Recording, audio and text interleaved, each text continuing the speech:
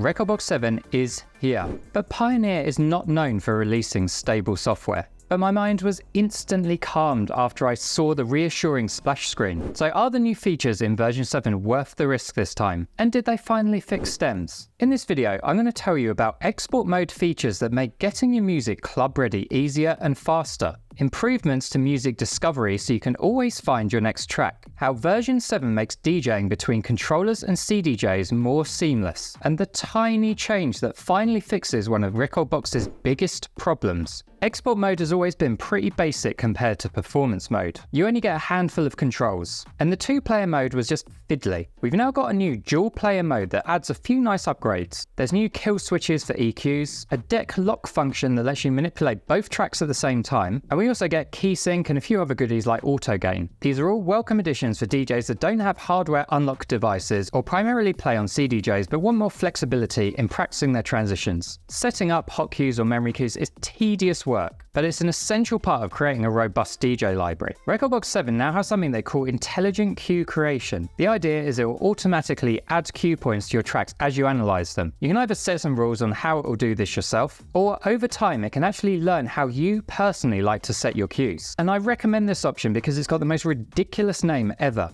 Personal cue tendency. It sounds like a medical diagnosis. It's too early to say how well this works in practice, and whether it's going to be more reliable than third-party tools like Mixed In Key, especially since Rekordbox gets my grids wrong 90% of the time. There have supposedly been a lot of under-the-hood performance improvements in version 7 as well, and it finally runs natively on Apple Silicon. This is welcome, but I've seen faster turnarounds from carousels in the 1800s. It genuinely does seem to be a little bit quicker though, which is great because it means I can spend less time looking at his stupid monochrome face. So did these performance improvements fix stems as well? Yet no. They're still awful. If you're a back-to-back DJ and both have the top-tier Rekordbox subscription, you can now create collaborative playlists. So if you're one of those 4 people, grab yourself a beer because you just won the lottery, baby. You can also now link your gear to Rekordbox via your login, so you don't need to plug in your controller every time to hardware unlock. I think I just did a small excitement wee. We all know one of the most important parts about being a DJ is being able to select the next track. Rekordbox's related tracks feature has been around a while. It'll find tracks in your collection matching the master deck based on things like BPM or key. To make version 7 sound better, Rekordbox has basically done exactly the same feature and slapped some bootleg AI on it. It's called Collection Radar and pretty much does the same thing, but it's supposedly a bit smarter. To use it with your old tracks though, you'll need to reanalyze them so Rekordbox can add the extra metadata it needs for this to work. You do also get another radar called Streaming Radar. This hooks up to things like Beatport or Tidal and can recommend tracks from there as well. And if you've got more than one streaming service, it can search across all of them. But I think this whole radar thing would be a lot better if you could search across your collection and streaming services at the same time in one view. I think it's time DJ companies realize we just want to see all the music we have access to. It doesn't really matter if it's local or streaming. But when you are browsing streaming services, the experience is a bit nicer now. Previously, you just had to navigate them using the tree view like you would any other playlist. But in version 7, you get a slightly more app-like experience. You can do things like click on the artist to see more tracks by that artist, or click on the album artwork to get a preview of the track without having to load it to the deck. I say it's nicer, but what the hell is this? Let's talk about the first thing you'll probably notice, the UI. The now playing layout is much more similar to what you would see on a CDJ. This should help the transition for DJs who are used to a controller and laptop setup the first time they play on CDJs in the club. Speaking of CDJs, you now get a CDJ-like browsing experience on the collection. It allows you to filter by date, genre, artist, and album. You can sort of do this with filters already, but it's nice to have access to it on the left-hand side. There are now also icons for all your different music sources and menu items on the left-hand side. And they're all smaller than a fly's gonad. Groundbreaking stuff.